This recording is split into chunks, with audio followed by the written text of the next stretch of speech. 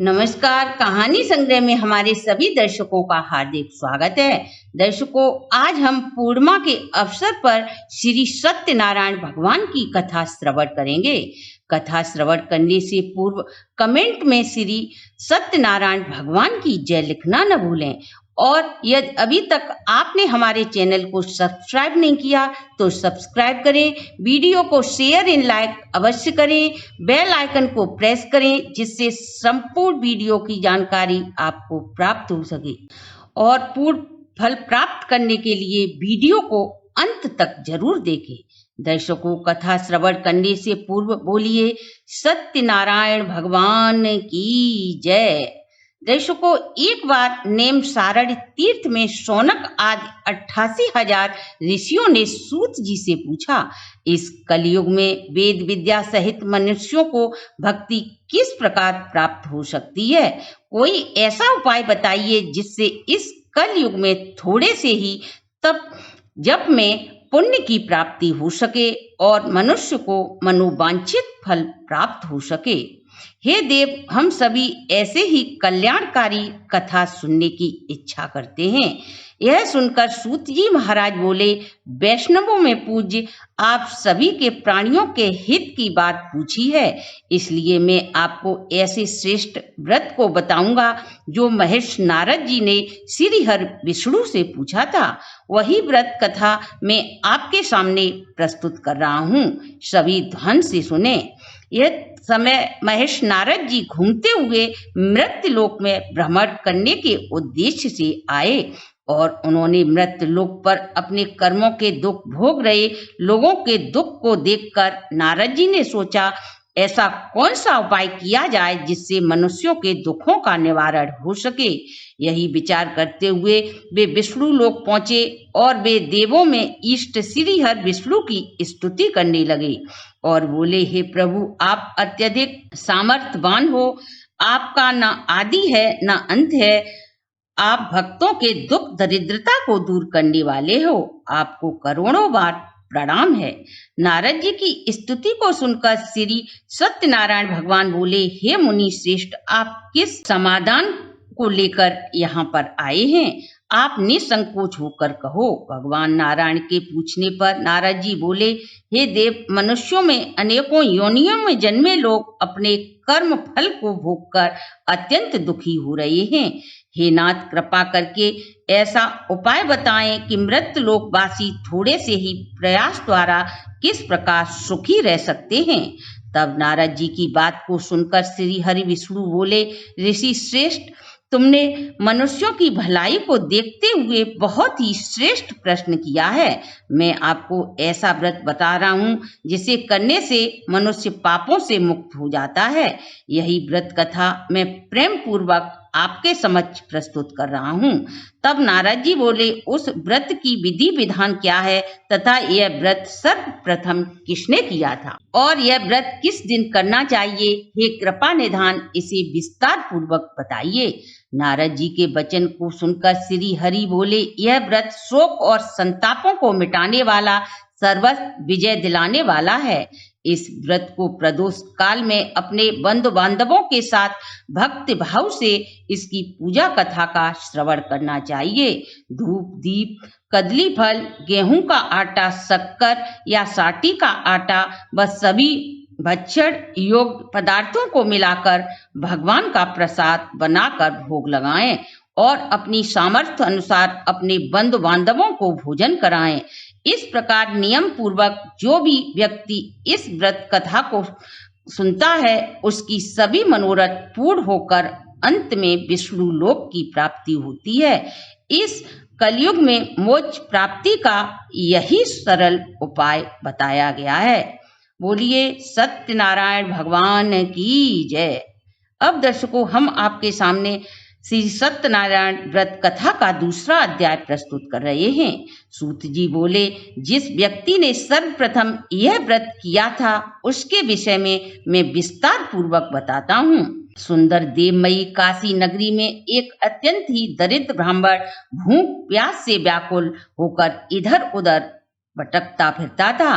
ब्राह्मणों से प्रेम करने वाले श्री हरि ब्राह्मण के दुख को देखकर उन्होंने साधु का वेश बनाया और उस ब्राह्मण के पास जाकर पूछा, हे द्विजश्रेष्ठ, इस प्रकार तुम क्यों भटकते रहते हो?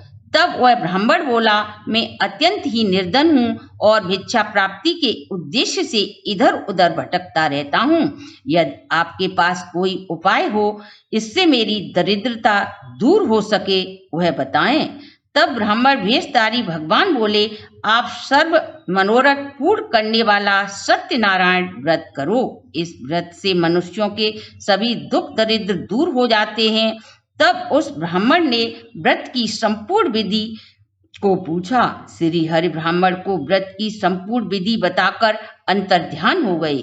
व्रत का संकल्प कर वह ब्राह्मण अपने घर लौट आया। व्रत का स्मरण कर ब्राह्मण को रात भर नींद नहीं आई और वह सुबह जल्दी उठकर श्री सत्यनारायण व्रत का संकल्प कर भिक्षा मांगने चला गया। उस दिन ब्राह्मण को रोज की अपेक्षा काफी धन भिक्षा में प्राप्त हुआ और वह व्रत के लिए आवश्यक सामग्री बाजार से खरीद कर घर लौट आया और अपने बंधु बांधवों के साथ श्री सत्यनारायण का व्रत किया। व्रत के प्रभाव से वह ब्राह्मण सभी दुखों से मुक्त हो गया और धन धान्य से पूर्ण हो गया। इस प्रकार वह जब तक ब्राह्मण जीवित रहा हर पूर्णिमा को श्री सत्यनारायण व्रत कथा करता रहा। एक समय वह ब्राह्मण व्रत कर रहा था, तभी एक लकड़ी बेचने वाला लकड़हारा आया। भूख प्यास से व्याकुल लकड़हारा जहाँ पर सत्यनारायण कथा हो रही थी वहीं पर बैठ गया और अपनी भूख प्यास भूलकर श्री सत्यनारायण जी की कथा सुनने लगा।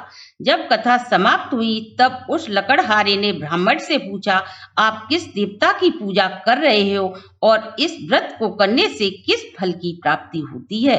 लकड़हारे की बात को सुनकर ब्राह्मण बोला, यह सर्व मनोरथ पूर्ण करने वाला सत्यदेव भगवान का व्रत है।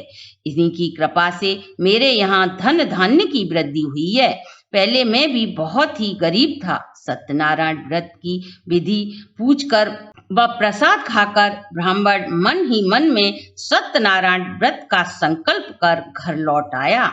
सुबह वह जल्दी उठा और सत्यनारायण व्रत का संकल्प कर लकड़ी बेचने चल दिया। वह मन ही मन सत्यनारायण भगवान का श्रवण कर सोचने लगा कि आज लकड़ी बेचकर जो भी धन प्राप्त होगा उसे व्रत की सामग्री खरीद कर श्री सत्यदेव जी का व्रत करूंगा। लकड़हारे को आज उसकी लकड़ियों के 4 गुना अधिक दाम प्राप्त हुआ। प्रसन्न मन दूध दही केले शक्कर आटा व व्रत की अन्य सामग्री खरीद कर मन ही मन श्री सत्यनारायण का स्मरण करता हुआ वह घर लौट आया। अपने बंधु बांधवों को बुलाकर व्रत का पूजन कथा की व प्रसाद देकर खुद परिवार सहित प्रसाद खाया। इस व्रत के प्रभाव से वह लकड़हारा संसार के सब सुख भोग कर अंत में वैकुंठ धाम को चला गया। बोलिए सत्यनारायण भगवान की जय। अब दर्शकों हम तीसरा अध्याय शुरू करते हैं। सूत जी पुनः बोले, प्राचीन समय में उल्खामुख नाम का एक राजा था। वह सत्यवादी तथा जितेंद्रिय था। वह जहाँ भी जाता निर्धनों को धन अन्न देकर उनकी दुख दरिद्र दूर करता। उसी के समान राजा की पत्नी भी थी। एक समय भद्रशिला नदी के किनारे दोनों सत्यनारायण भगवान की कथा श्रवण कर रहे थे। उसी समय वहां एक बनिया आया और उसने अपनी रत्नों से भरी नौका एक किनारे लगाकर राजा से पूछा, हे राजन, आप किस देवता का पूजन कर रहे हो? तब राजा बोला, यह सर्व मनोकामना पूर्ण करने वाला सत्यनारायण भगवान का व्रत है। इसके करने से निर्धनों को धन, संतानहीनों को संतान तथा यश कीर्ति की प्राप्ति होती है। यह सुनकर बनिया वहीं बैठ गया।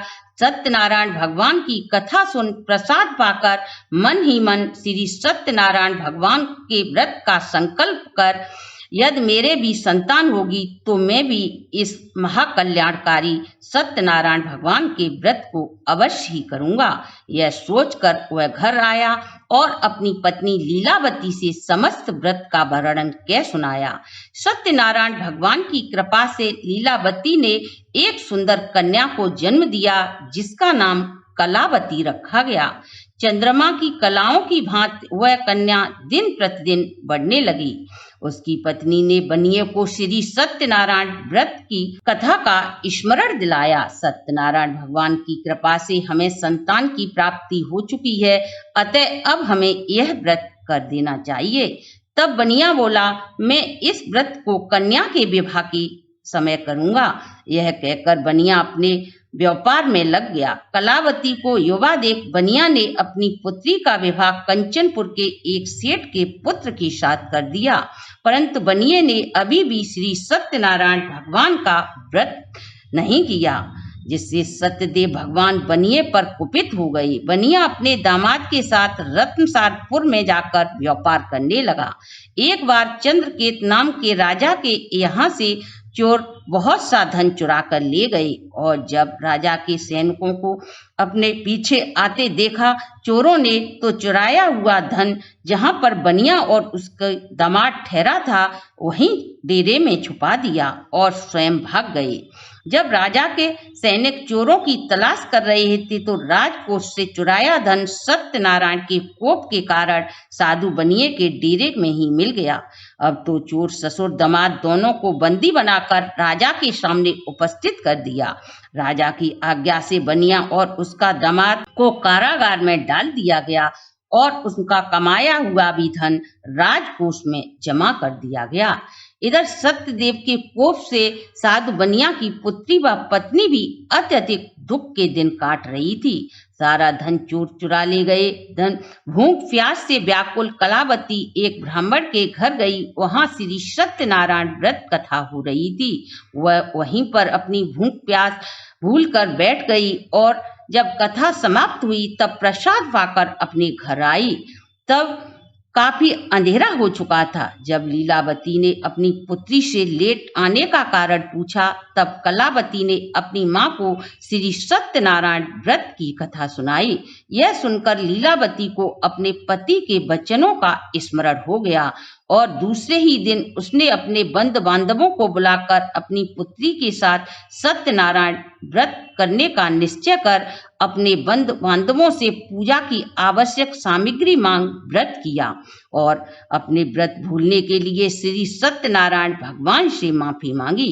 सत्यनारायण भगवान उसकी प्रार्थना को सुनकर प्रसन्न हो गए और रात को राजा चंद्रकेतु को स्वप्न दिया, तुम उन दोनों वैश्यों को धन सहित अपने बंदी गृह से मुक्त कर दो। यदि तुम ऐसा नहीं करोगे तो तुम धन संपत्ति पुत्रों सहित सब कुछ नष्ट हो जाएगा। यह कहकर वह अंतर ध्यान हो गई। प्रातःकाल राजा शीघ्र ही उठा और अपनी सभा में बैठकर सभी से अपना स्वप्न कहा और दोनों बनियों को मुक्त कर सभा में उपस्थित होने का निर्देश दिया। जब दोनों बनिया राजा के सामने उपस्थित हुए तब राजा ने कहा, हे बड़को, भाग्यवश तुम्हें यह दुख प्राप्त हुआ है। यह कहकर राजा ने उसे धन सहित सम्मान पूर्वक वापस किया। दोनों ससुर दामाद अपने घर चल दिए। इसी के साथ श्री सत्यनारायण व्रत कथा का यह तृतीय अध्याय समाप्त होता है। बोलिए सत्यनारायण भगवान की जय। सूत जी बोले, वैश्य ने मंगलाचार कर अपनी यात्रा आरंभ की और अपने नगर की ओर चल दिए। उसके नगर चलने पर श्री दंडी भेष धारी श्री सत्यनारायण भगवान ने बनिए से पूछा, हे बड़े, तुम्हारी नौका में क्या है? तब बनिया बोला, मेरी नौके में लता पत्रों के सिवाय कुछ भी नहीं है। बनियों के ऐसे वचन सुनकर दंडी भेषधारी भगवान बोले, तुम्हारा वचन सत्य हो। ऐसे वचन कहकर वे समुद्र के किनारे एक स्थान पर बैठ गए। दंडी स्वामी के चले जाने के बाद बनिया ने नौका ऊपर उठती देखी तो उसे बहुत आश्चर्य हुआ और जब उसने नौका को खोलकर देखा तो बेल पत्रों को देखकर मूर्छित होकर गिर पड़ा। जब उसे होश आया तो दामाद बोला, शोक को त्याग कर उन्हीं दंडी स्वामी की शरण में जाओ, ये तुम्हारे उनके श्राप का फल है। दामाद की बात को सुनकर बनिया दंडी स्वामी के पैरों पर गिर पड़ा और बोला, असत्य वचन के लिए मैं आपसे माफी चाहता हूँ। हे देव, मेरा कल्याण करो। तब दंडी भगवान बोले, तू मेरी पूजा से विमुख होकर बार बार दुख भोग रहा है। तब बनिया बोला, आपकी माया को ब्रह्मा आदि भी नहीं जान पाए तो मैं कैसे जान सकता हूँ प्रभु।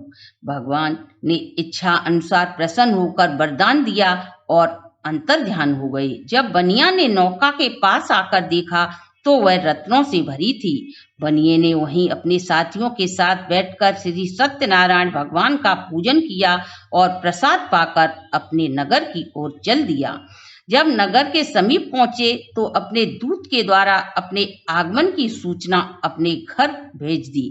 उस समय कलावती और लीलावती सत्यदेव भगवान का पूजन कर रही थी। पुत्र, दामाद और पति के आने की सूचना पाकर लीलावती अपने आप को रोक न सकी और पुत्री से बोली, पूजा समाप्त कर प्रसाद पाकर तुम शीघ्र ही आ जाना।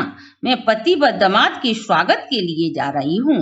माता के चले जाने के बाद कलावती पूजा कर पति के दर्शन की इच्छा के कारण प्रसाद का निरादर कर वह दौड़ती हुई अपने पति व पिता के पास पहुंची। प्रसाद की अवज्ञा करने के कारण श्री सत्यदेव भगवान रुष्ट हो गए और नौका सहित उसके पति को पानी में डुबो दिया। यह देखकर कलावती छाती पीट पीट कर विलाप करने लगी। बनिया अपनी पुत्री व अपनी भूल के लिए श्री सत्यनारायण भगवान से माफी मांगने लगा। पुत्री अपने पति के खड़ाऊ लेकर सती होने के लिए उद्यत हुई। तभी आकाशवाणी हुई, हे बड़े, तेरी पुत्री ने मेरे प्रसाद का निरादर किया है, इसलिए उसका पति नौका सहित अदृश्य हो गया है। यदि वो प्रसाद ग्रहण कर आए तो उसका पति नौका सहित मिल जाएगा।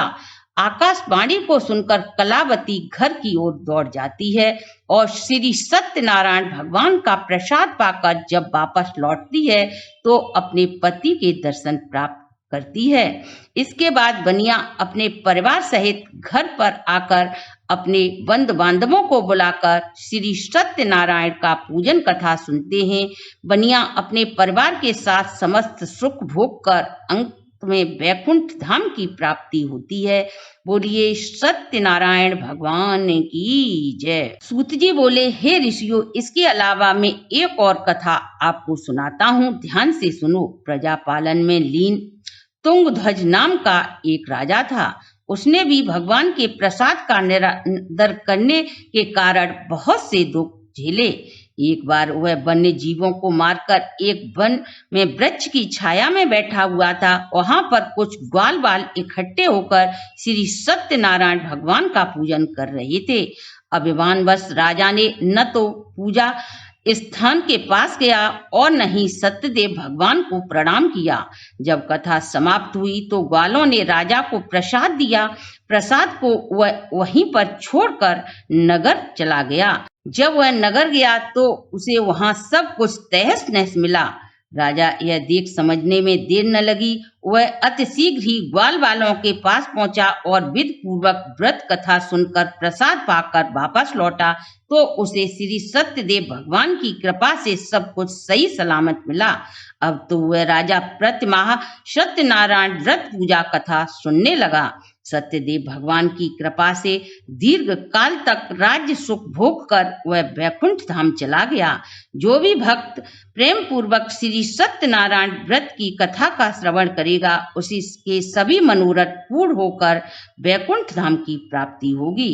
दर्शकों, आप व आपके परिवार पर भी सदा सत्यनारायण भगवान की कृपा बनी रहे, इसी शुभकामना के साथ आज की वीडियो को हम यहीं विश्राम देते हैं।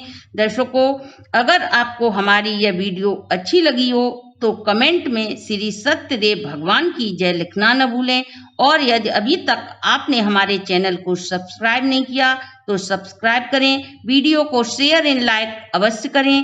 बेल आइकन को प्रेस करें जिससे हमारी नई वीडियो की जानकारी सबसे पहले आपको प्राप्त हो सके।